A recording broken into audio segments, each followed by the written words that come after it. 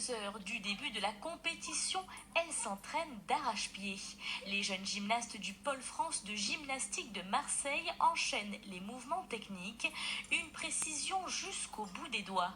À partir de demain, vendredi, elles seront devant le jury de l'Elite Gym Massilia, une compétition internationale, référence dans le milieu, et l'enjeu est de taille pour ces jeunes athlètes.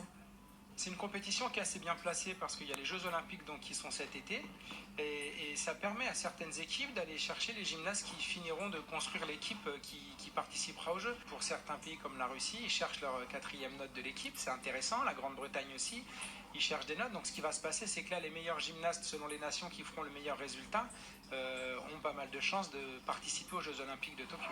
3 jours de compétition durant laquelle les filles seront jugées sur 4 agrès, le saut de cheval, la barre asymétrique, la poutre et le sol. Elles sont jugées sur leurs mouvements. En fait, elles préparent des mouvements, c'est des combinaisons d'éléments qui sont mis bout à bout pour essayer de composer le mouvement le plus haut, le plus fort possible. Les éléments, ils ont une valeur. Et donc les juges, par rapport aux éléments proposés, construisent la note ce qui s'appelle la note de départ. Et après, il y a une seconde note qui s'appelle l'exécution où on évalue la qualité du mouvement. 13 gymnastes du pôle font partie de la compétition, dont 2 sur les équipes de France, Emma chez les juniors et Thaïs dans l'équipe master, le plus haut niveau de la compétition.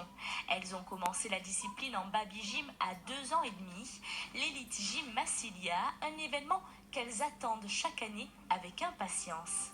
Depuis que je suis au pôle France de Marseille, du coup, c'est comme si c'était un peu chez nous en fait. Et j'aime beaucoup l'ambiance aussi. Pour l'instant, là, ça va, pas trop de stress, mais ça va venir après. Je suis super fière, mais après, c'est pas encore fini. Il me reste encore beaucoup. Enfin, le plus gros objectif, c'est les Jeux Olympiques. Du coup, j'ai pas atteint mon objectif. Ça va être une belle expérience pour moi. C'est la première fois que je suis en master. Parce que j'ai fait beaucoup de Massilia, mais en master, jamais. Du coup, je me l'envie et voilà.